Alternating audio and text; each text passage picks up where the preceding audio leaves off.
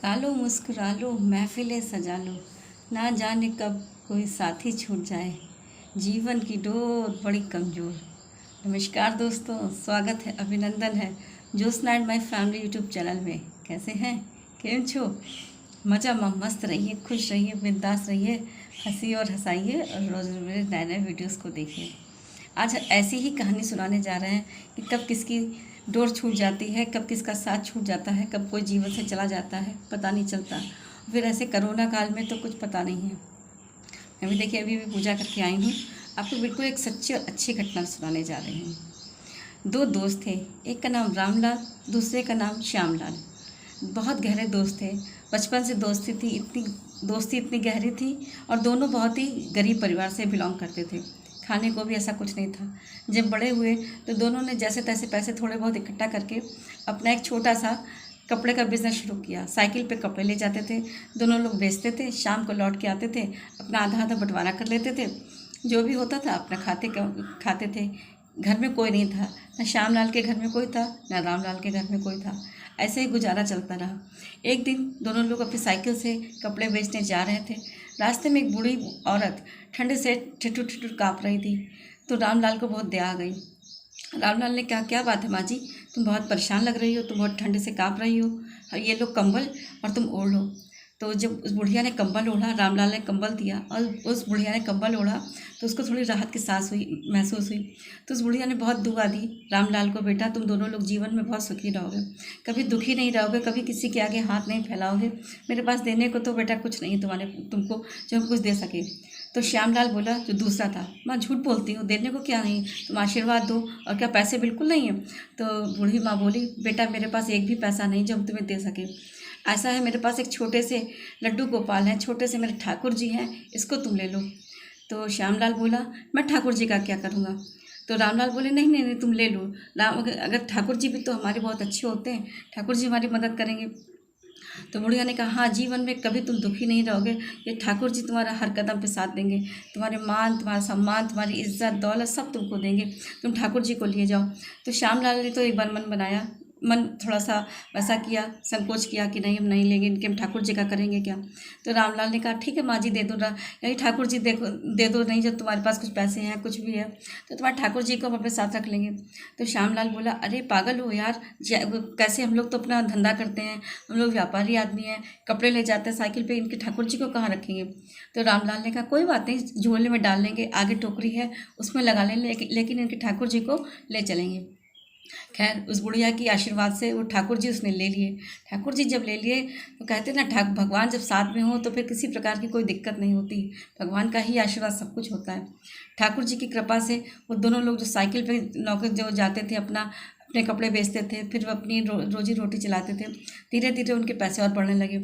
बढ़ते बढ़ते उन्होंने एक दुकान ले ली। उस दुकान के दोनों मालिक थे, रामलाल और श्यामलाल, दोनों अपनी दुकान चलाने लगे। ठाकुर जी की कृपा से इतनी बरकत हुई कि उस दुकान से बहुत बड़ी सी एक मॉल टाइप का खुल गया। दोनों उस मॉल के मालिक हो गए। अब क्या, अब तो रामलाल भी जलवे में रहता था, गद्दी पे बैठता था, और श्यामलाल भी। रामलाल कहता था, देखा उस बुढ़िया के जो ठाकुर जी हैं उन्हीं की कृपा, ये ठाकुर जी ही सब कुछ कर रहे हैं, हम लोग की कुछ नहीं है। तो श्यामलाल कहता था, नहीं मेरी मेहनत भी तो है। बोला, मेहनत तो है, मेहनत तो हम लोग बहुत सालों से कर रहे हैं, लेकिन जब तक ठाकुर जी की कृपा नहीं होती तब तक ऐसा काम नहीं बनता। कहते ना, अगर भगवान तेरी की कृपा ना होती तो ये मेरी कोई हस्ती ना होती। तो ठाकुर जी की कृपा से ही आज हम लोग के पास सब कुछ हो गया। तो उसने कहा, हाँ ये बात तो सही है। धीरे धीरे करते दोनों ने शहर में अपना बड़ी सी दुकान खोल ली। शहर में उसके दुकान खोलने के बाद में दोनों ने अपना अपना मकान बनवा लिया। दोनों का मकान भी बहुत अच्छा था, एक मकान छोड़ के दूसरे का मकान था, बहुत आना जाना था। दोनों की शादियां हुई, बीवियां बहुत अच्छी थी, पढ़ी लिखी संस्कारी थी। दोनों के बच्चे हुए। रामलाल के 2 लड़के थे और श्यामलाल के एक लड़का और लड़की थी। दोनों खैर बच्चे भी बड़े होते रहे। एक दूसरे का बहुत मान सम्मान, प्यार, इज्जत, बहुत लगता ही नहीं था ये दोस्त हैं कि भाई भाई हैं, बहुत भाईचारा था। दोनों बहुत आराम से रह रहे थे, अपनी ज़िंदगी गुजार रहे थे। समय बीतता चला गया, रामलाल के दोनों लड़कों की शादी हो गई, श्यामलाल की लड़की की भी शादी हो गई। फिर धीरे धीरे क्या हुआ, रामलाल बहुत बीमार रहने लगा। तो रामलाल बोला, दोस्त ऐसा है, हम कभी कभार आ पाया करेंगे, हम रोज़ रोज़ नहीं आ पाएंगे, मेरी तबीयत नहीं सही रहती है, मेरी सांस फूलती है। तो श्यामलाल ने कहा नहीं दोस्त, तुम्हारे बिना तुम रह नहीं पाएंगे, तुमको आना तो पड़ेगा, चाहे जैसे भी आओ, बीमारी में आओ, हजारी में आओ, तुम अपनी तबीयत सही कर लो। तो रामलाल ने कहा दोस्त समझने की कोशिश करो, अब मेरी स्थिति इतनी नहीं है, पता नहीं अंदर से मुझे क्यों भय सा लगता है कि ऐसा ना हो कि हम तुमको छोड़ के चले जाएं, हमारा साथ छूट जाए। तो श्यामलाल ने कहा नहीं दोस्त, ऐसा कभी नहीं हो सकता, हम लोगों ने बचपन से दोस्ती करी है और आज तक निभा रहे हैं। देखो शादी हो गई, बच्चे बड़े हो गए, बीवियाँ हम लोग भी बूढ़े हो गए, बीवियाँ भी बूढ़ी हो गई। अब ऐसा है दोस्त, इस उम्र में छोड़ के मत जाना, वरना ये मैं दुकान कर नहीं पाऊँगा कभी भी।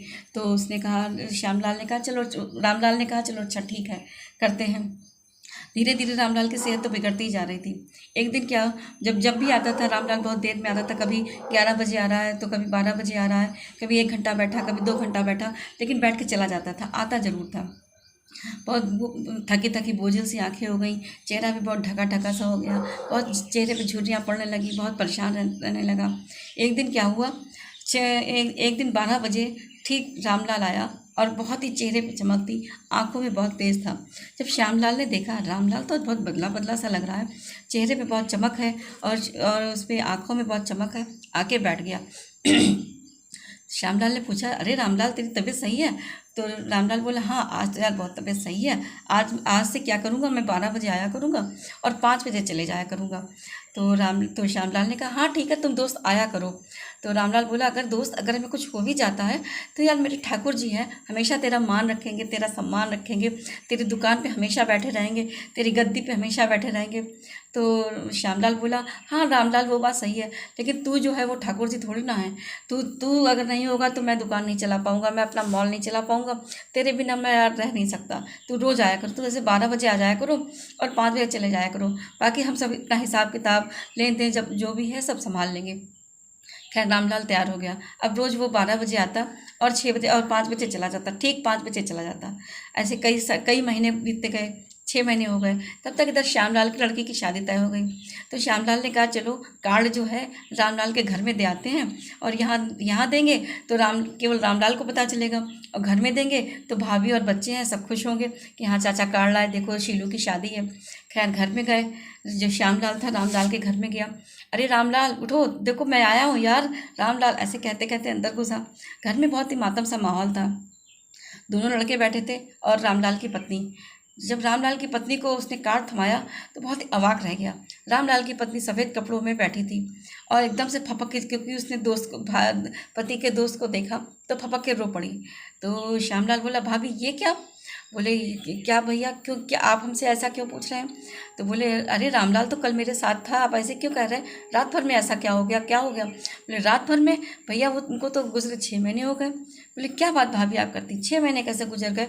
6 महीने से तो वो मेरे साथ है। हाँ 6 महीने से वो 12 बजे आता था और 5 बजे चला जाता था।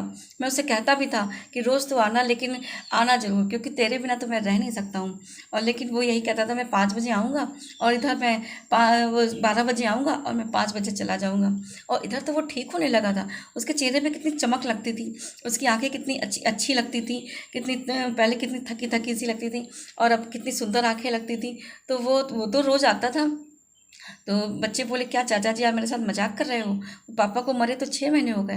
नहीं बेटा हम नहीं मान सकते, 6 महीने क्या, 6 घंटे भी नहीं हुए होंगे। अभी मेरी कल रात में तो 12 बजे तक तो उससे बात हुई है, मैंने फ़ोन पे बात करी, मैंने दुकान से निकला तो बात करी, मैंने सारा हिसाब किताब का लेन देन किया और तब भी वो मेरे साथ था। तुम कैसी बात करते हो? तो भाभी तो उसकी बीवी रामलाल की पत्नी ने कहा नहीं भैया 6 महीने गुजर गए, 6 महीने से हम लोग बिना इनके हैं। तो श्यामलाल एकदम से अवाक रह गया, कार्ड उसका नीचे गिर गया। क्या ठाकुर जी वाकई में ऐसा होता है? हमेशा रामलाल कहता था कि अगर दोस्त मैं हूँ ना हूँ, लेकिन मेरे ठाकुर जी हमेशा तेरे साथ रहेंगे, तेरी गद्दी पे हमेशा बैठेंगे, तेरा मान रखेंगे, तेरा सम्मान रखेंगे, तेरी इज्जत रखेंगे, कभी दोस्त अकेला नहीं रहेगा। क्या रामलाल के ठाकुर जी थे जो मेरे साथ आते थे और 12 बजे आते थे? 12 बजे तो भगवान के कपाट बंद हो जाते हैं, तो 12 बजे ठाकुर जी मेरे दुकान पे चले आते थे रामलाल का रूप बना के, और 5 बजे जब कपाट खुलते थे तो सीधे 5 बजे दुकान से चले जाते थे। क्या वो रामलाल का रूप बना के मेरे पास आते थे? क्या वो हमसे बात करते थे? वो भगवान थे कि रामलाल थे? ओ भगवान, तुमने ऐसा चमत्कार तो अपने जीवन में कभी नहीं देखा। और सच में यकीन मानिए ऐसे चमत्कार कभी कभी होते हैं, लेकिन होते हैं तो वाकई में सच में होते हैं। ऐसा ही नहीं कि महाभारत में केवल कृष्ण ने द्रौपदी की लाज रखी है। आप दिल से पुकारो, कभी भी जब भी दिल से पुकारोगे भगवान लाज जरूर रखते हैं। आपका मान, आपका सम्मान, आपकी इज्जत, आपकी प्रतिष्ठा आप उसको उस पर आँच नहीं आने देते हैं। देखिए वो जो लिखा है वो तो अलग है, लेकिन भगवान को अगर सच में दिल से पुकारिए या कुछ भी एक विश्वास करके करिए तो भगवान ज़रूर आपका साथ देते हैं। तो कहने का तात्पर्य, अगर भगवान को आप दिल से मानते हैं तो सच में भगवान आपका साथ जरूर देते हैं। देखिए वो रामलाल के रूप में 6 महीने भगवान आते रहे। 6 महीने भगवान 12 बजे आते थे और 5 बजे चले जाते थे और श्यामलाल को पता ही नहीं चला, है ना। भगवान में कितनी शक्ति है। अभी अभी पूजा पाठ करके आई हूँ, बस तो हमने सोचा वीडियो डालूँ। आपको अगर मेरा वीडियो अच्छा लगा तो प्लीज़ लाइक शेयर कमेंट ज़रूर करिएगा, और तब भी लाइक करिएगा प्लीज़। खुश रहिए, मस्त रहिए, ऐसे भगवान के नए नए वीडियोज़ देखिए, ऐसे कोई नए नए रिचुअल आपकी कहानी हम आपको सुनाते रहेंगे।